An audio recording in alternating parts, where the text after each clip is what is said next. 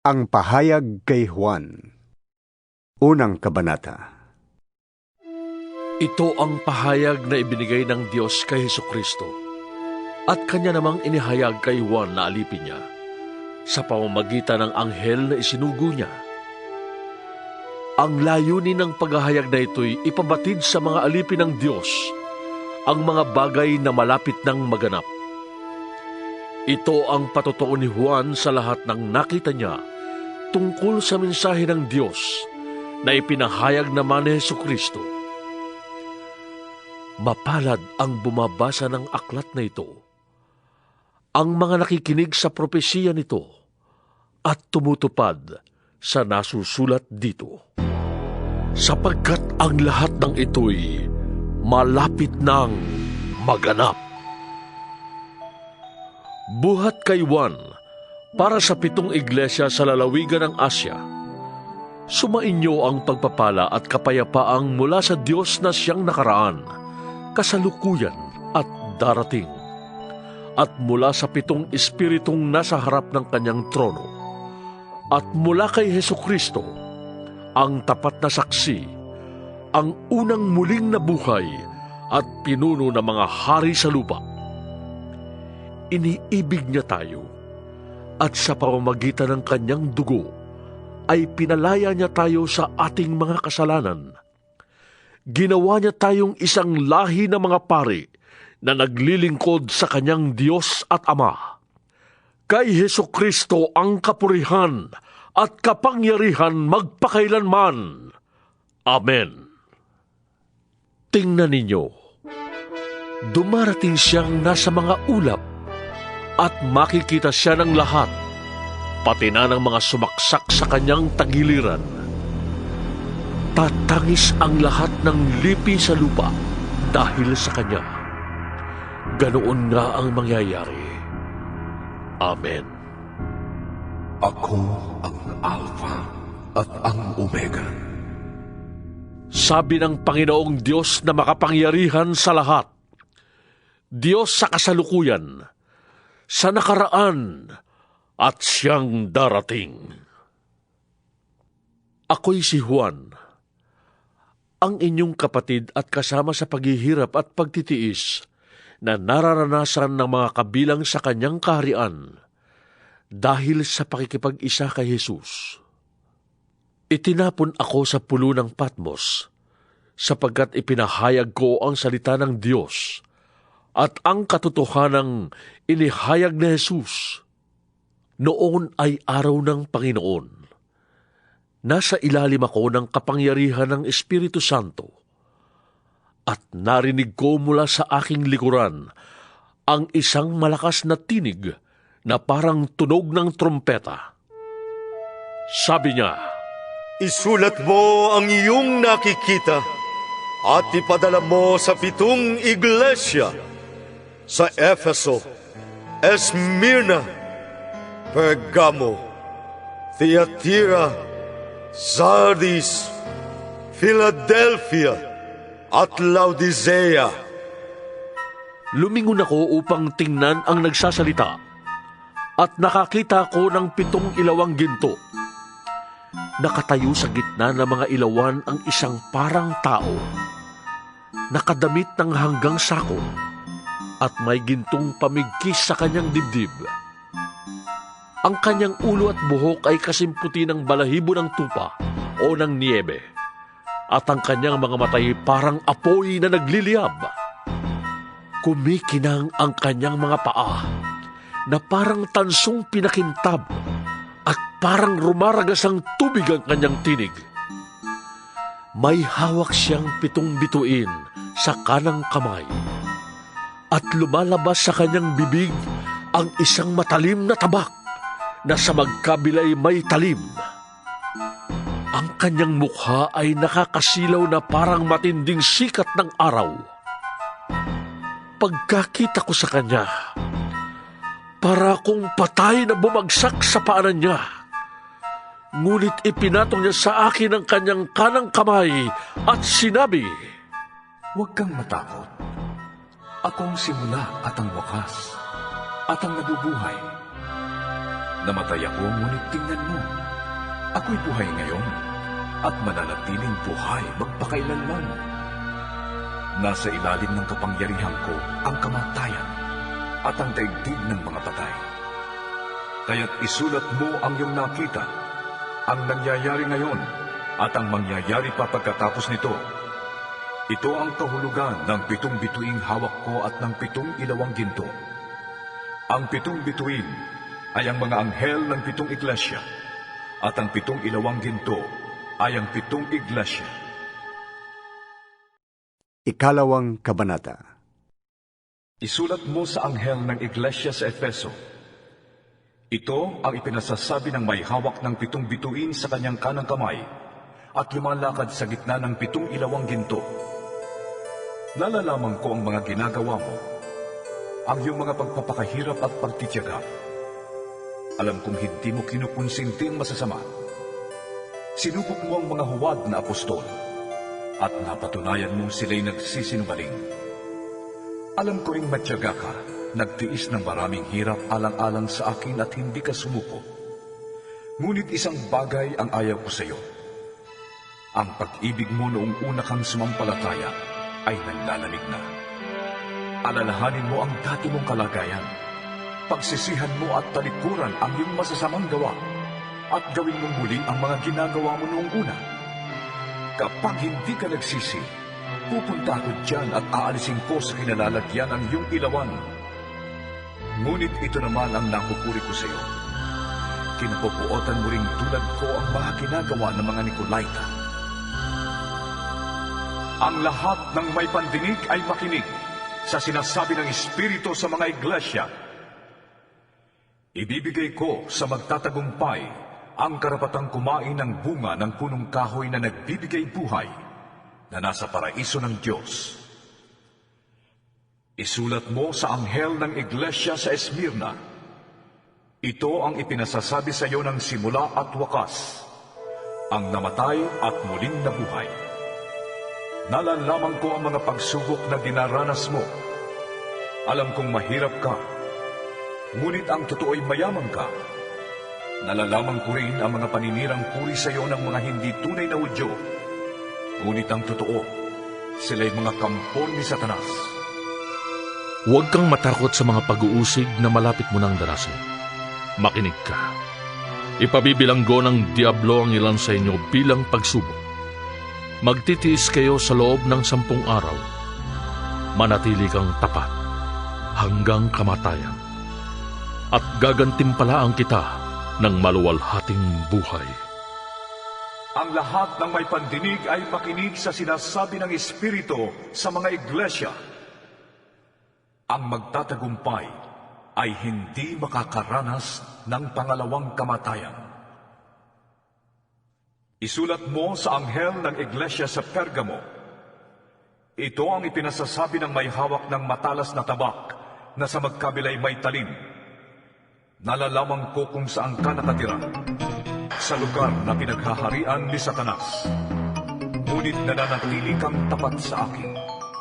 Hindi mo tinalikuran ang iyong pananalig sa akin, kahit noong si Antipas na tapat kong lingkod ay patayin dyan sa gitna ninyo sa bayang tinitirhan ni Satanas. Ngunit may hinanakit ako sa iyo. May ilan sa inyo na sumusunod sa turo ni Balaam na nagturo kay Balak upang mahikayat ang mga Israelita upang magkasala. Kaya't kumain sila ng mga pagkaing inihandog sa mga Diyos-Diyosan at gumawa sila ng mga kahalayan. May ilan din sa inyong sumusunod sa turo ng mga Nicolaita. Kaya nga, pagsisihan ninyo at talikdan ang inyong mga kasalanan. Kung hindi, pupunta ko dyan sa lalong madaling panahon at pupuksain ko ang mga taong yun sa pamamagitan ng tabak na lumalabas sa aking bibig. Ang lahat ng may pandinig ay makinig sa sinasabi ng Espiritu sa mga iglesia. Ang magtatagumpay ay bibigyan ko ng nakatagong pagkain mula sa langit. Bibigyan ko rin siya ng batong puti na kinasusulatan ng isang bagong pangalan na walang sinumang nakakaalam maliban sa tatanggap niyon. Isulat mo sa anghel ng iglesia sa Tiatira. Ito ang sinasabi ng anak ng Diyos na may mga matang parang apoy na nagliliyab at mga paang kumikinang na parang tansong pinakintab. Nalalaman ko ang mga ginagawa mo, ang iyong pag-ibig, katapatan, paglilingkod at pagtitiyaga. Nalalaman kong ang mga ginagawa mo ngayon ay higit kaysa noong una. Ngunit ito ang masasabi ko laban sa iyo. Pinapayagan mo si Jezebel, ang babaeng nagpapanggap na propeta, na magturo at linlangin ang aking mga lingkod upang gumawa sila ng kahalayan at kumain ng pagkaing inihandog sa mga Diyos-Diyosan. Binigyan ko siya ng sapat na panahon upang pagsisihan at talikdan ang mahalay na pamumuhay. Ngunit ayaw niya. Kaya nga magkakasakit siya ng malubha, pati ang mga kasama niya sa pangangalo niya. Darana sila ng matinding hirap kung hindi nila pagsisisihan at tatalikuran ang kahalayang ginawa nila sa piling niya. Papatayin ko rin ang kanyang mga anak upang malaman ng mga iglesia na ako ang nakakaalam sa puso't isip ng mga tao. Gagantihan ko ang bawat isa sa inyo ayon sa inyong mga gawa. Ngunit para sa ibang mga taga-Tiatira na hindi nakinig sa masamang turo ni Jezebel at hindi natuto ng tinatawag na malalalim na lihim ni Satanas, ito ang sinasabi ko sa inyo: hindi ko kayo bibigyan ng pasanin, ngunit manatili kayong tapat sa akin hanggang sa pagdating ko. Sa magtatagumpay at tutupad ng kalooban ko hanggang wakas, ibibigay ko ang pamamahala sa mga bansa. Mamamahala siya sa pamamagitan ng kamay na bakal at tuturugin niya ang mga bansa na parang mga palayo. Ibinibigay ko ito kung paanong ibinigay ito sa akin ng Ama. Ibibigay ko rin sa kanya ang tala sa umaga. Ang lahat ng may pandinig ay makinig sa sinasabi ng Espiritu sa mga iglesia. Ikatlong Kabanata. Isulat mo sa anghel ng iglesia sa Sardis. Ito ang sinasabi ng nagtataglay ng 7 Espiritu ng Diyos at ng 7 bituin. Nalalaman ko ang ginagawa mo. Ipinapalagay kang buhay, ngunit ang totoo, ikaw ay patay. Kaya't gumising ka, pag-alabin mo ang mga katangiang nalalabi pa sa iyong buhay upang hindi tutuluyang mamatay. Nakikita kong hindi paganap ang mga nagawa mo sa paningin ng aking Diyos. Kaya nga, alalahanin mo ang mga bagay na iyong tinanggap at narinig. Isagawa mo ang mga yon at pagsisihan mo talikdan ang iyong kasamaan. Kung hindi ka gigising, pupunta ko dyan na gaya ng isang magnanakaw at hindi mo malalaman ang oras ng aking pagdating. Ngunit may ilan sa inyo dyan sa Sardis na nag-ingat na mapanatiling malinis ang kanilang damit, kaya't kasabay ko silang maglalakad na nakasuot ng puti, sapagkat sila'y karapat-dapat. Ang magtatagumpay ay magdaramit ng puti, at hindi ko kailanman aalisin sa aklat ng buhay ang kanyang pangalan. Kikilalanin ko siya sa harap ng aking Ama at ng kanyang mga anghel. Ang lahat ng may pandinig ay makinig sa sinasabi ng Espiritu sa mga iglesia. Isulat mo sa anghel ng iglesia sa Philadelphia. Ito ang sinasabi ng banal at mapagkakatiwalaan, ang may hawak ng susi ni David. Walang makakapagsara ng anumang buksan niya, at walang makakapagbukas ng anumang sarhan niya. Nalalaman ko ang mga ginagawa mo. Alam kong mahina ka, ngunit sinusunod mo ang aking salita, at naging tapat ka sa akin. Kaya't binuksan ko para sa iyo ang isang pinto na hindi maisasara ng kahit sino. Tingnan mo, palalapitin ko sa iyo at paluluhurin ang mga kampon ni Satanas na nagpapanggap na mga Hudyo, ngunit hindi naman at sa halip ay nagsisinungaling. Malalaman nilang minamahal kita, sapagkat nagtiyaga ka, gaya ng iniuutos ko sa iyo. Iingatan naman kita sa panahon ng pagsubok na darating sa lahat ng tao sa buong daigdig. Darating ako sa lalong madaling panahon. Ingatan mo ang mga tagubilin ko sa iyo upang hindi maagaw ni naman ang iyong gantimpala. Ang magtatagumpay ay gagawin kong isang haligi sa templo ng aking Diyos at hindi na siya maaalis doon magpakailanman. Iuukit ko sa kanya ang pangalan ng aking Diyos at ang pangalan ng lungsod ng aking Diyos, ang bagong Jerusalem na bababa mula sa langit buhat sa aking Diyos. Iuukit ko rin sa kanya ang aking bagong pangalan. Ang lahat ng may pandinig ay makinig sa sinasabi ng Espiritu sa mga iglesia. Isulat mo sa anghel ng iglesia sa Laodicea. Ito ang sinasabi niya na ang pangalan ay Amen, ang matapat at tunay na saksi, at siyang pinagmulan ng lahat ng nilalang ng Diyos. Nalalaman ko ang mga ginawa mo. Alam kong hindi ka malamig o mainit. Higit na mabuti kung ikaw ay malamig o mainit. Ngunit dahil sa ikaw ay maligamgam, hindi mainit o malamig, isusuka kita. Sinasabi mo, ako'y mayaman, sagana sa lahat ng bagay at wala nang kailangan pa. Ngunit hindi mo nalalamang ikaw ay kawawa, kahabag-habag, mahirap, bulag at hubad. Kaya nga, ipinapayo kong bumili ka sa akin ng purong ginto upang ikaw ay maging tunay na mayaman. Bumili ka rin sa akin ng puting damit upang matakpan ang nakakahiya mong kahubaran at ng gamot sa mata upang ikaw ay makakita. Sinasaway ko't pinapalo ang lahat ng aking minamahal. Kaya't maging masigasig ka. Pagsisihan mo talikdan ang iyong mga kasalanan. Nakatayo ako sa labas ng pintuan at kumakatok. Kung diringgin ni naman ang aking tinig at bubuksan ang pinto, ako'y papasok sa kanyang tahanan at magsasalo kami sa pagkain. Ang magtatagumpay ay uupong katabi ko sa aking trono, tulad ko na nagtagumpay at nakaupo ngayon katabi ng aking ama sa kanyang trono. Ang lahat ng may pandinig ay makinig sa sinasabi ng Espiritu sa mga iglesia. Ika-4 na kabanata.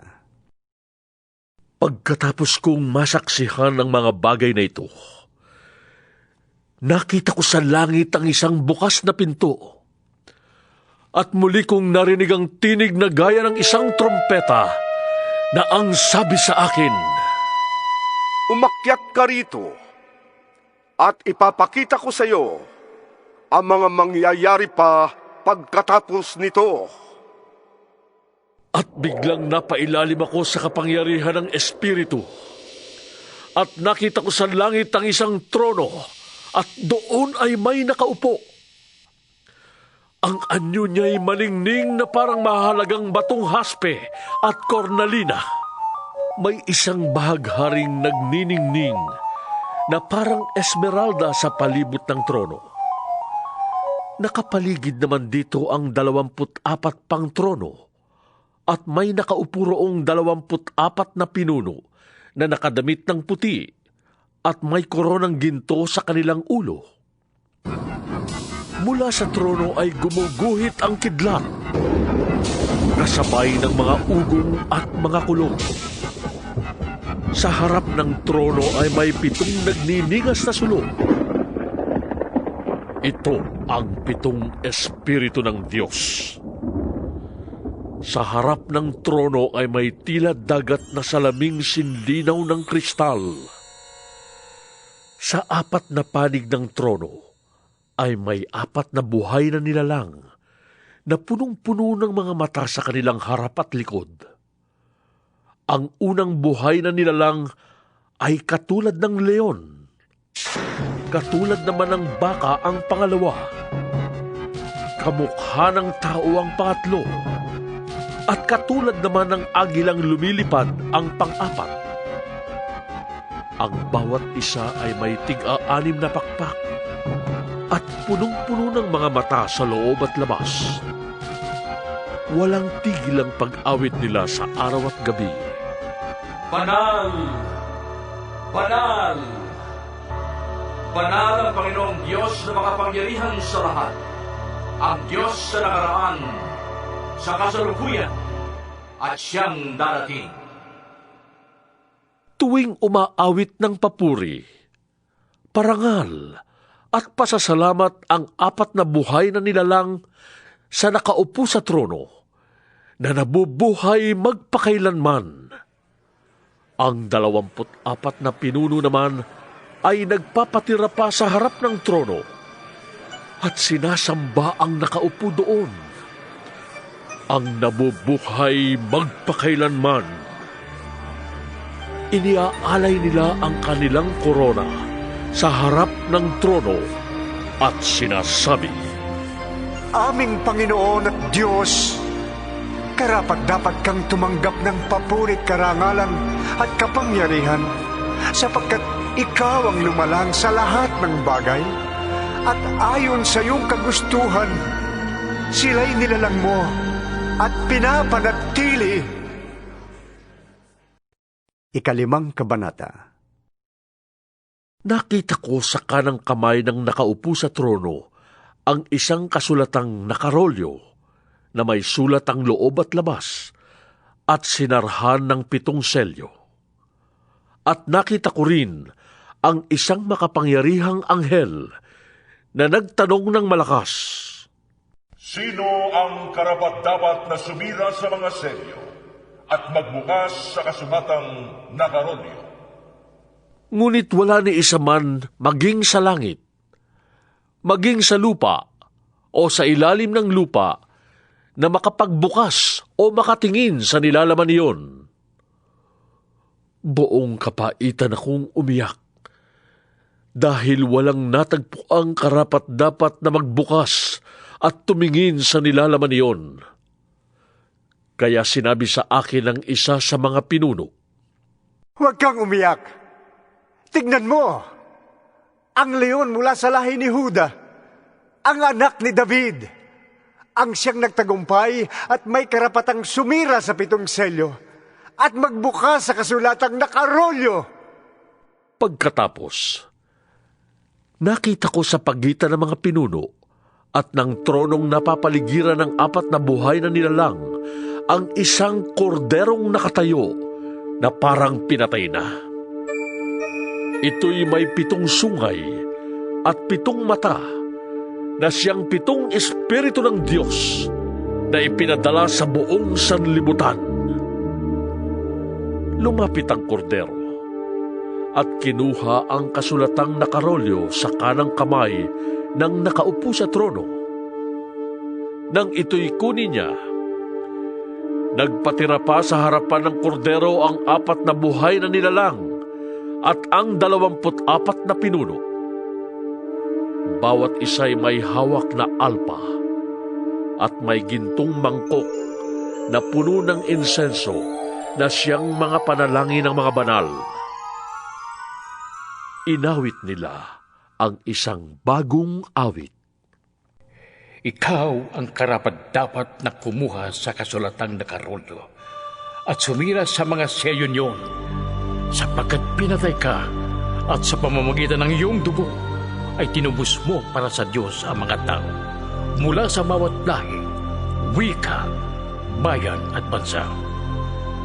Ginawa mo silang isang lahing maharlika at mga pare para maglingkod sa ating Diyos, at sila'y maghahari sa lupa. Tumingin akong muli at narinig ko ang tinig ng di mabilang na mga anghel. Sila'y nakapaligid sa trono, sa 4 na buhay na nilalang at sa mga pinuno. Umaawit sila ng malakas. Ang korderong pinatay ay karapat-dapat tumanggap ng kapangyarihan, kayamanan, karunungan, kalakasan, parangal, papuri at paggalang. At narinig kong umaawit ang mga nilikhang nasa langit, nasa lupa, nasa ilalim ng lupa, at nasa dagat, lahat ng naroon. Ibigay sa nakaupo sa trono at sa kordero ang papuri at karangalan, kaluwalhatian at kapangyarihan magpakailanman. At sumagot ang 4 na nilalang na buhay. Amen! At nagpatira pa ang mga pinuno at nagsisamba. Ika-6 na kabanata.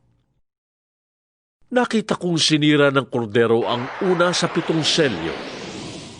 At narinig kong kasing lakas ng kulog na sinabi ng isa sa 4 na buhay na nilalang. Halika! At nakita ko ang isang kabayong puti na ang sakay ay may hawak na pana. Binigyan siya ng korona at siya'y humayo upang patuloy na manakop. Sinira ng kordero ang 2 selyo at narinig kong sinabi ng 2 buhay na nilalang. Isa namang kabayong pula ang lumitaw na ang sakay ay binigyan ng kapangyarihang magpasimula ng digmaan sa lupa upang magpataya ng mga tao. Binigyan siya ng isang malaking tabak. Sinira ng kordero ang 3 selyo at narinig kong sinabi ng 3 buhay na nilalang. Halika! Isang kabayong itim ang nakita ko. May hawak na timbangan ang sakay nito. May narinig akong parang isang tinig buhat sa kinaroroonan ng 4 na buhay na nilalang na nagsabi, Isang takal na trigo lamang ang mabibili ng sahod sa maghapong trabaho at 3 takal na sibada lamang ang mabibili sa ganon ding halaga. Ngunit huwag mong pinsalain ang langis ng olibo at ang alak. Sinira ng kordero ang 4 na selyo. At narinig kong sinabi ng 4 na buhay na nilalang. Ang nakita ko na may isang kabayong maputla ang kulay. Ang pangalan ng sakay nito'y Kamatayan. At kasunod niya ang Hades. Binigyan sila ng kapangyarihan sa 4 na bahagi ng lupa upang pumatay sa pamamagitan ng tabak, gutom, salot, at mababangis na hayop. Sinira ng kordero ang 5 selyo at nakita ko sa ilalim ng dambana ang kaluluwa ng mga pinatay dahil sa salita ng Diyos at sa matapat na pagsaksi nila dito.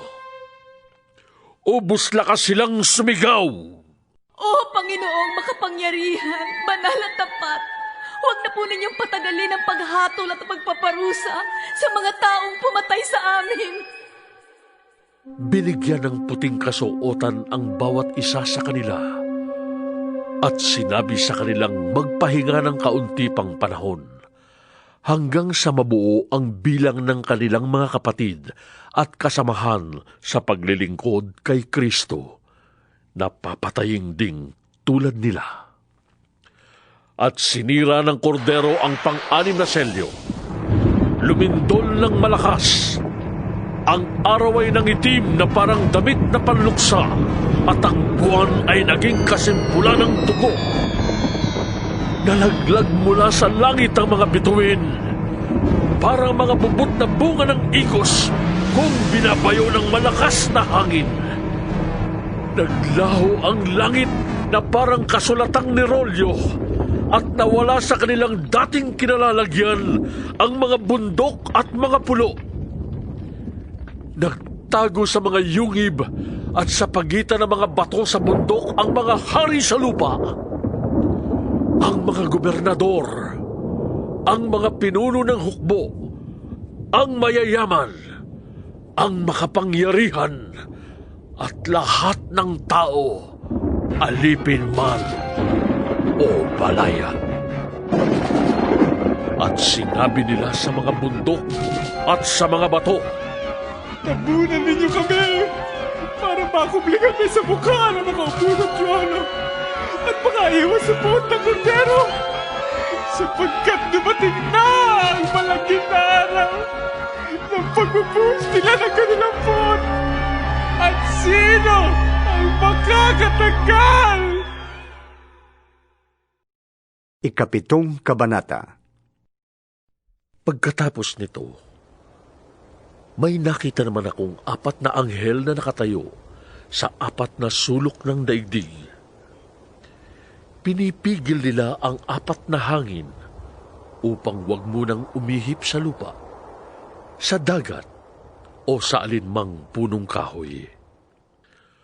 At nakita kong umaakyat sa gawing silangan ang isa pang anghel. Taglay ang pantatak ng Diyos na buhay. Humiyaw siya sa 4 na anghel na binigyan ng Diyos ng kapangyarihang maminsala sa lupa at sa dagat.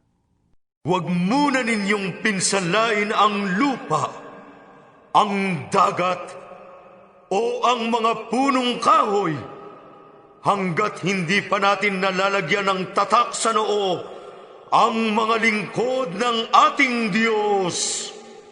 At sinabi sa akin ang bilang ng mga tinatakan, 144,000 buhat sa 12 lahi ng Israel. Sa lahi ni Huda, 12,000. Sa lahi ni Ruben, 12,000. Sa lahi ni Gad, 12,000. Sa lahi ni Aser, 12,000.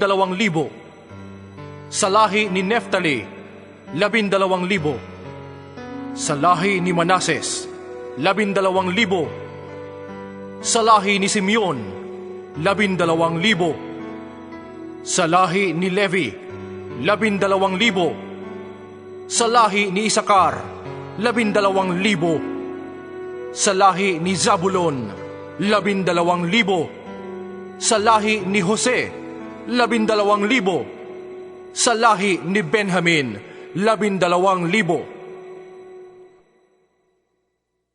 Pagkatapos nito'y nakita ko ang napakaraming tao na di kayang bilangin ni numan. Sila'y mula sa bawat bansa, lahi, bayan at wika. Nakatayo sila sa harap ng trono at ng kordero. Nakadamit ng puti at may hawak na mga palaspas. Sinasabi nila ng malakas, "Ang kaligtasan ay mula sa kordero at sa ating Diyos na nakaupo sa trono." Tumayo ang lahat ng anghel sa palibot ng trono at ng mga pinuno at ng 4 na nilalang na buhay. At sila'y nagpatira pa sa harap ng trono at sumamba sa Diyos. Sabi nila, Amen! Sa ating Diyos ang papuri, kaluwalhatian, karunungan, pasasalamat, karangalan, kapangyarihan at lakas magpakailanman. Amen! Tinanong ako ng isa sa mga pinuno, "Sino ang mga taong nakadamit ng puti? At saan sila nanggaling?" "Ginoo, kayo po ang nakakaalam," ang sagot ko. At sinabi niya sa akin, "Sila ang mga nagtagumpay sa gitna ng matinding paghihirap. Nilinis nila at pinaputi sa dugo ng kordero ang kanilang damit. Iyan ang dahilan kung bakit sila ay nasa harap ng trono ng Diyos at naglilingkod sa Kanya sa templo araw at gabi. At ang nakaupo sa trono ang kukup-kup sa kanila. Hindi na sila magugutom ni mauuhaw. Hindi na sila mabibilad sa araw ni mapapaso ng anumang matinding init. Sapagkat ang korderong nasa gitna ng trono ang magiging pastol nila. Sila'y dadalhin niya sa mga bukal ng tubig na nagbibigay buhay at papahirin ng Diyos ang bawat luha sa kanilang mga mata." Ikawalong Kabanata. Nang sirain ng kordero ang 7 selyo, naghari sa langit ang katahimikan sa loob ng halos kalahating oras.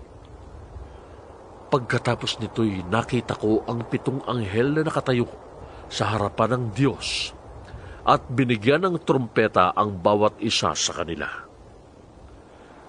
Dumating ang isa pang anghel na may dalang gintong sunugan ng insenso at tumayo naman sa harap ng dambana. Binigyan siya ng maraming insenso upang ihandog sa dambanang ginto na nasa harap ng trono, kalakip ng dalangin ng mga pinili ng Diyos. Mula sa kamay ng anghel, unti-unting tumaas sa harapan ng Diyos ang usok ng insenso, kalakip ng dalangin ng mga pinili ng Diyos. Pagkatapos, ang anghel ay kumuha ng mga baga sa dambana, inilagay sa sunugan ng insenso at inihagis sa lupa, at biglang kumulog, nagkaingay, kumidlat, at lumindol. At humanda ang 7 anghel upang hipan ang kanilang trompeta. Hinipa ng unang anghel ang kanyang trompeta at umulan ng yelo at apoy na may kahalong dugo. Nasunog ang 3 bahagi ng lupa, ang 3 bahagi ng mga punong kahoy at lahat ng sariwang damo. Hinipa ng 2 anghel ang kanyang trompeta at bumagsak sa dagat ang isang parang malaking bundok na nasusunog. Naging dugo ang 3 bahagi ng dagat. Namatay ang 3 bahagi ng mga nilalang na naroon at nawasak ang 3 bahagi ng mga sasakyang dagat. Hinipa ng 3 anghel ang kanyang trompeta at nahulog mula sa langit ang isang malaking bituing nagliliyab na parang sulo at bumagsak sa 3 bahagi ng mga ilog at mga bukal. Ang bituin ay tinatawag na kapaitan. Pumait ang 3 bahagi ng tubig at maraming tao ang namatay pagkainom nito. Hinipa ng 4 na anghel ang kanyang trompeta at napinsala ang 3 bahagi ng araw, ng buwan at ng mga bituin, kaya't nawala ang 3 bahagi ng kanilang liwanag. Nagdilim ang 3 bahagi ng maghapon at walang tumanglaw sa 3 bahagi ng magdamag. Pagkatapos ay nakita ko ang isang agilang lumilipad sa kalawakan at narinig ko itong sumisigaw. Kalagim-lagim! Talagang kalagim-lagim! Ang sasapitin ng lahat ng nasa lupa! Pagtunog ng mga trompetang hihipa ng 3 anghel! 9 na kabanata. Hinipa ng 5 anghel ang kanyang trompeta at nakita kong nahulog sa lupa ang isang bituin. Ibinigay sa bituin ang susi ng banging napakalalim. Binuksan ng bituin ang bangin at may lumabas na makapal na usok, tulad ng usok ng malaking hurno, kaya't nagdilim ang araw at ang himpapawid. May naglabas ang mga balang mula sa usok at kumalat sa lupa. Binigyan sila ng kapangyarihang manakit tulad ng alakdan. Ipinagpili sa kanila na huwag sirain ang mga damo, punong kahoy o anumang halaman. Ang mga tao lamang na walang tatak ng Diyos sa kanilang noo ang sasaktan nila. Hindi pinahintulutan ng mga balang na patayin ang mga taong ito, kundi pahirapan lamang sila sa loob ng 5 buwan. Parang kagat ng alakdan ang kirot na dulot ng mga balang na ito. Sa loob ng panahong iyo'y hahanapin ng mga tao ang kamatayan, ngunit hindi nila ito makikita. Iibigin nilang mamatay, ngunit lalayuan sila ng kamatayan. Ang mga balang ay parang mga kabayong handa sa pakikipagdigma. Sila ay may putong na parang koronang ginto at parang mukha ng tao ang kanilang mukha. Parang buhok ng babae ang kanilang buhok at parang ngipin ng leon ang kanilang ngipin. Natatakpan ng parang mga baluting bakal ang kanilang dibdib at At ang tunog ng kanilang pakpak ay parang dagundong ng mga karwahing hila ng mga kabayong papunta sa labanan. Sila'y may buntot na may tulis gaya ng sa alakdan. Nasa buntot nila ang kapangyarihang manakit ng mga tao sa loob ng 5 buwan. Ang hari nila'y ang anghel na bantay sa banging napakalalim. Ang kanyang pangalan sa wikang Hebreo ay Abaddon at sa wikang Griego'y Apollyon. Nakaraan na ang unang lagim. 2 pa ang darating. Hinipa ng ika-6 na anghel ang kanyang trompeta at nakarinig ako ng tinig mula sa mga sulok ng damba ng ginto na nasa harapan ng Diyos. Iniutos nito sa anghel na may trompeta. Talagan mo ang 4 na anghel na nakakampo sa tabi ng malaking ilog Euphrates. At pinalaya ang 4 na anghel upang patayin nila ang 3 bahagi ng sangkatauhan. Talagang inihanda sila para sa oras, araw, buwan at taong ito. Sinabi sa akin na ang bilang ng hukbong nakakabayo ay 200 milyon. Nakita ko sa pangitain ng mga kabayo at ang mga dibdib ng mga sakay nito ay may mapulang panangga na gaya ng apoy, asul na gaya ng safiro at dilaw na parang asupre. Parang ulo ng leon ang ulo ng mga kabayo. Bumubuga ng apoy, usok at asupre ang kanilang bibig. Ang 3 salot na pumatay sa 3 bahagi ng sangkatauhan ay ang apoy, usok at asupre na mula sa kanilang bibig. Ang kapangyarihan ng mga kabayo ay nasa kanilang mga bibig at nasa kanilang mga buntot na parang ahas at may ulo na siyang ginagamit nila sa pananakit. Ang natira sa sangkatauhan na hindi namatay sa mga salot na ito'y hindi nagsisi. Hindi sila tumalikod ni tumigil ng pagsamba sa mga demonyo at sa mga Diyos-Diyos ang ginawa ng kanilang kamay, mga larawang ginto, pilak, tanso, bato at kahoy na di nakakakita, nakakarinig o nakakalakad man. Ni hindi rin nila pinagsisihan ang kanilang mga pagpatay, pangkukulam, kahalayan at pagnanakaw. 10 kabanata. Pagkaraan nito, nakita ko ang isa pang makapangyarihang anghel na bumababa mula sa langit. Siya'y nababalot ng ulap at may bahaghari sa kanyang ulunan. Nagniningning na parang araw ang kanyang mukha at parang mga haliging apoy ang kanyang mga binti.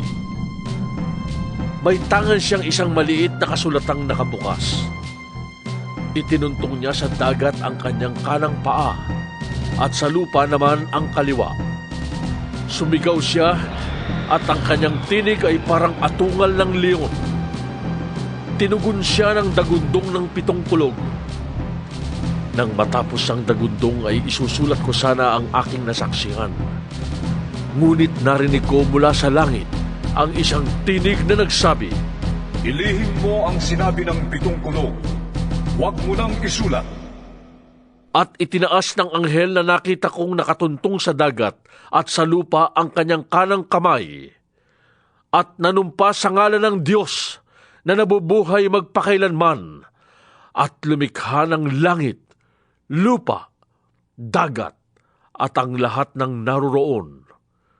Sinabi ng anghel, Hindi na magtatagal. Sa araw na hipan ng 7 anghel ang kanyang trompeta, isasagawa na ng Diyos ang lihim niyang plano, gaya ng ipinahayag niya sa mga propeta na kanyang mga lingkod. Pagkatapos ay kinausap akong muli ng tinig na narinig kong nagsasalita mula sa langit. Lumapit ka sa anghel na nakatuntong sa dagat at sa lupa, at kunin mo ang hawak niyang kasulatang nakabukas. Nilapitan ko nga ang anghel, at hiningi ang kasulatan. Sinabi niya sa akin, "Kunin mo ito at kainin. Mapait yan sa sikmura, ngunit sa bibig mo'y kasing tamis ng pulot-pukyutan." Inabot ko nga at kinain ang maliit na kasulatan. Matamis nga yun na parang pulot-pukyutan sa bibig, ngunit nang malunok ko na'y pumait ang aking sikmura. At sinabi nila sa akin, "Kailangang ipahayag mong muli ang mga ipinasasabi ng Diyos tungkol sa mga tao, bansa, wika, at mga hari." 11 kabanata. Pagkatapos, binigyan ako ng isang panukat na parang tungkod at sinabi, "Tumindig ka at sukatin mo ang templo ng Diyos at ang dambana, at bilangin mo ang mga sumasamba roon. Ngunit, huwag mo nang sukatin ang mga bulwagan sa labas ng templo, sapagkat ibinigay na yon sa mga taong di kumikilala sa Diyos. Hindi nila igagalang ang banal na lunsod sa loob ng 42 buwan. Ipadadala ko ang 2 kong saksi na nakadamit ng sako, at sa loob ng 1,260 araw ay ipapahayag nila ang mensaheng mula sa Diyos. Ang mga saksing ito ay ang 2 punong ulibo at 2 ilawang nakatayo sa harap ng Panginoon ng lupa. Kapag may nagtangkang manakit sa kanila, may lalabas na apoy sa bibig nila at tutupukin nila ang kanilang mga kaaway. Sa ganoong paraay mamamatay ang mga magtatangkang manakit sa kanila. May kapangyarihan silang isara ang langit upang hindi umulan sa panahon ng pagpapahayag nila ng mensaheng mula sa Diyos. May kapangyarihan din silang gawing dugo ang tubig at magpadala ng anumang salot sa lupa tuwing maibigan nila. Pagkatapos nilang magpatotoo, aaho ng halimaw na nasa bangin at makikipaglaban sa kanila.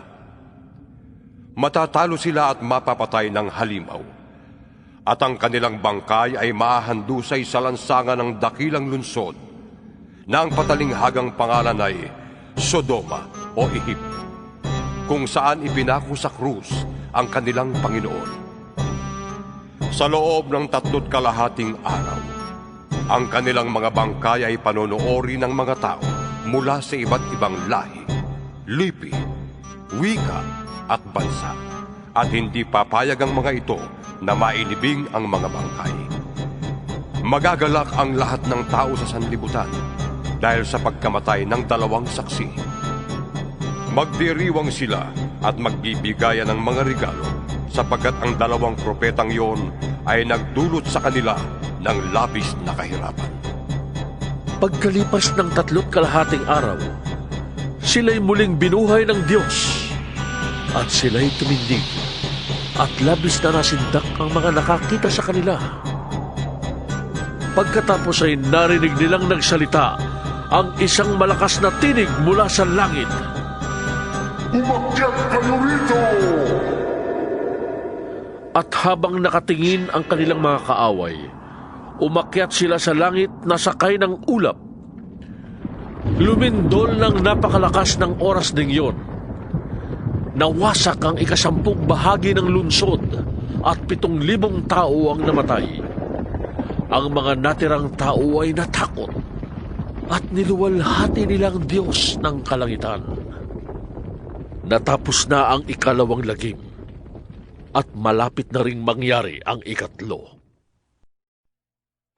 Hinipa ng 7 anghel ang kanyang trompeta, at mula sa langit ay may malalakas na tinig na nagsabi, "Ang paghahari sa sanlibutan ay inilipat na sa Kristong ating Panginoon. Maghahari siya magpakailanman." At ang 24 na matatandang nakaupo sa kani-kanilang trono sa harapan ng Diyos ay nagpatira pa at sumamba sa Kanya. Sinabi nila, "Panginoong Diyos na makapangyarihan sa lahat, Diyos sa kasalukuyan at sa nakaraan, Nagpapasalamat kami na ginamit mo ang iyong walang hanggang kapangyarihan at nagpasimula ka ng maghari. Nagngingit-ngit ang mga di kumikilala sa iyo dahil sa dumating na ang panahon ng iyong poot, ang paghatol sa mga patay, at pagbibigay ng gantimpala sa mga propetang lingkod mo at sa iyong mga hinirang sa lahat na may takot sa iyo, dakilam at hamak. Panahon na upang lipulin mo ang mga sumira sa sanlibutan. Nabuksan ang templo ng Diyos sa langit at nakita ang kapa ng tipan sa loob. Pagkatapos ay gumuhit ang kidlat, dumagundong ang kulong, narinig ang malalakas na ingay, lumindol at umulan ng yelo.